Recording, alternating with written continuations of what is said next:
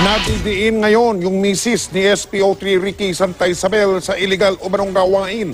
Ayon sa anti-kidnapping group ng Philippine National Police, ang perang nakukulimbat daw ni Santa Isabel sa kidnap for ransom ay ipinagninegosyo ng kanyang misis. At yan naman ang tinutukan ni June Veneracion. Partners in crime. Ito ang lumalabas sa initial financial investigation ng AKG o anti-kidnapping group ng PNP sa mag-asawang SPO3 Ricky Santa Isabel at Jinky. Si SPO3 Santa Isabel na pangunahing suspect sa pagdukot at pagpatay sa Korean businessman na si Ji Ik-ju, aktibo umanong sangkot sa kidnap for ransom. Ang nakukolekta ng SPO3 Santa Isabel na pera, ginagawang puhunan ng kanyang asawa. Siya yung, kumbaga, enkargado financially. So he's the one washing all those money through inject niya ngayon dun sa mga business nila. Sa investigasyon ng AKG, lumalabas na maraming pag-aari at negosyo ang mag-asawa. Kahit na ang basic pay ng isang SPO3 ay nasa 25,394 pesos kada buwan lamang. At si Jinky naman ay isang paralegal. May mga prangkisa sila sa Western Union. That is international money, money, remittances, gano'n. Tapos, meron siyang travel agency. Meron silang yung lotto, meron silang mga buildings, fund dito sa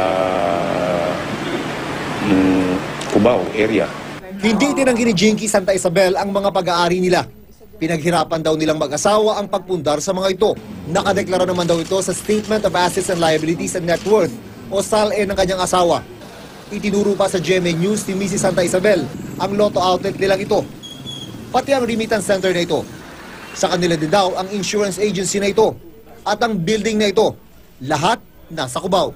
Open ito. Imbestigahan nila. Kompleto yung papeles namin. Imbestiga sila sa asset namin. Walang problema kasi nakadeclare naman yan sa SALED ng asawa ko eh. Meron kaming info na binabalidate namin is yung investment nila sa isang insurance company na worth 20 million.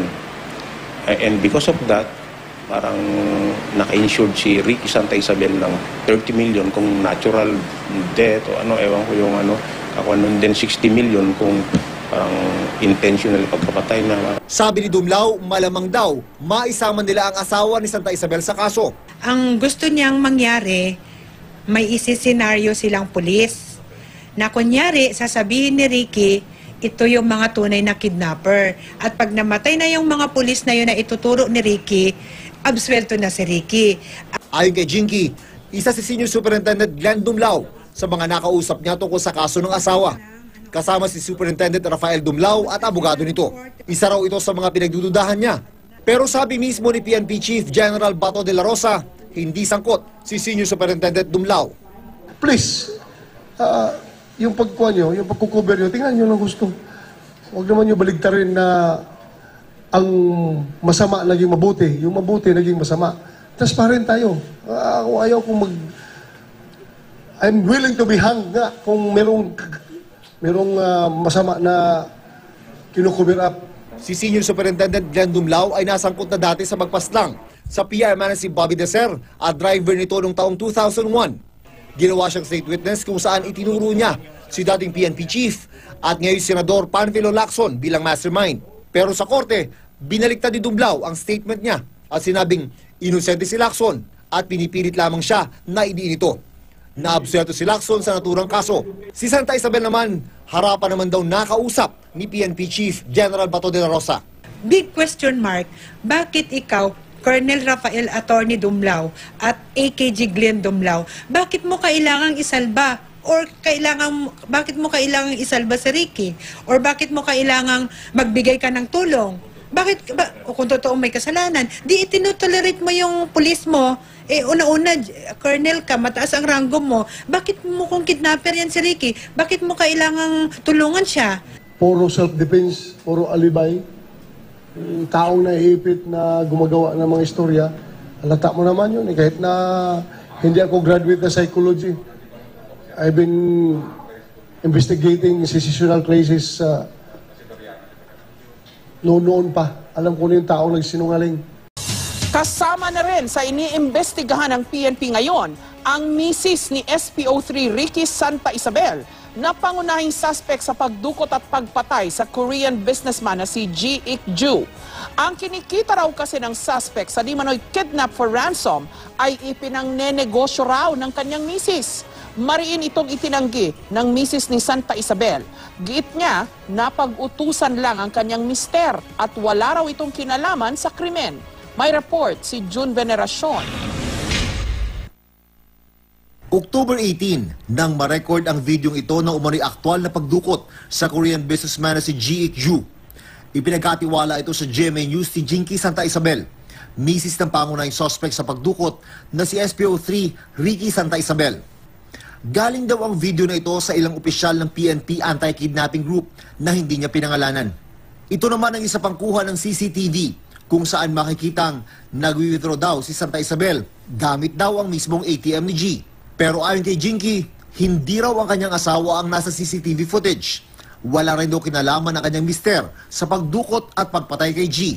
Napag-utusan lamang daw ito ng kanilang opisyal na si Superintendent Rafael Dumlao na dalhin ang bangkay ni G sa punerarya at bayaran ng 30,000 pesos ang cremation nito. Kaya lang daw ibinigay sa kanya ang mga video ay para raw tulungan sila ng grupo ni Dumlao na gumawa ng senaryo para malusutan umano ang kidnapping ni G. Pero hindi raw pumayag ang mag-asawang Santa Isabel. Ang pakay lang nito ni Attorney Dumlao, ni AKG Glenn Dumlao at yung certain makapagal ay kukumbinsihin ko yung aking asawa na mag-confirm doon sa mga pulis na isisenaryo nila na papatayin. Sa kabila nito, tila nadidiin sa krimen ang mag-asawa. Base sa initial financial investigation ng PNP Anti-Kidnapping Group, aktibo umunong sangkot sa kidnap for ransom si SPO3 Santa Isabel. At ang nakukolekta niya di umanong pera, pinampupuhunan naman daw ng kanyang asawa. Kaya yung, kumbaga, enkargado financially. So he's the one washing all those money through inject niya ngayon doon sa mga business nila. Marami raw pag-aari at negosyo ang mag-asawa. May mga prangkisa sila sa Western Union, that is international money, money, ano ba yan? Remittances, ganun. Tapos, meron siyang travel agency, meron silang yung lotto, meron silang mga buildings dito sa Cubao area. Hindi itinanggi ni Jinky ang mga pag-aari nila dahil pinaghirapan daw nila ang pagpupundar sa mga ito. Nakadeklara naman daw ang mga ito sa salin ng kanyang asawa. Itinuro pa ni Jinky sa GMA News ang lotto outlet nilang ito, pati ang remittance center na ito. Sa kanila din daw ang insurance agency na ito at ang building na ito na lahat ay nasa Cubao. Open ito, imbestigahan nila. Kompleto yung papeles namin, imbestiga sila sa asset namin. Walang problema kasi nakadeclare naman yan sa SALEND ng asawa ko eh. Meron kaming info na binabalidate namin is yung investment nila sa isang insurance company na worth 20 million. And because of that, parang naka-insured si Ricky Santa Isabel ng 30 million kung natural death o ewan ko yung ako din 60 million kung parang intentional pagkapatay na. Ayon kay Senior Superintendent Glenn Dumlao, posibleng isama nila sa kaso si Jinky. Ang gusto niyang mangyari, may isisenaryo silang pulis na kunyari sasabihin ni Ricky, ito yung mga tunay na kidnapper. At pag namatay na yung mga pulis na yun na ituturo ni Ricky, absuelto na si Ricky. Sabi naman ni Jinky, isa si Senior Superintendent Glenn Dumlao sa mga nakausap niya tungkol sa kaso ng asawa. Kasama si Superintendent Rafael Dumlao at abogado nila. Isa raw ito sa pinagdududahan niya. Si PNP Chief Bato de la Rosa, nauna nang sinabing hindi sangkot dito si Senior Superintendent Glenn Dumlao. Please, yung pagkuha nyo, yung pagkukover nyo, tingnan nyo ng gusto. Huwag naman nyo baligtarin na ang masama naging mabuti, yung mabuti naging masama. Transparent tayo. Kung ayaw kong I'm willing to be hanged nga kung merong masama na kinukover up. Personal daw na nakausap ng PNP Chief si Santa Isabel. Puro self-defense, puro alibay. Yung taong naiipit na gumagawa ng mga istorya, halata mo naman yun. Kahit na hindi ako graduate na psychology, I've been investigating secessional crisis noon pa. Alam ko na yung taong nagsinungaling. Minsan ang nasangkot si Senior Superintendent Glenn Dumlao sa pagpaslang sa PR man si Bobby Deser at driver nito noong 2001. Ginawa siyang state witness at itinuro niya si dating PNP chief at ngayon Senador Panfilo Lacson bilang mastermind. Pero sa korte, binaliktad ni Dumlao ang statement niya at sinabing inosente si Lacson at pinipilit lang siyang idiin ito. Doon na naabsuelto si Lacson sa naturang kaso.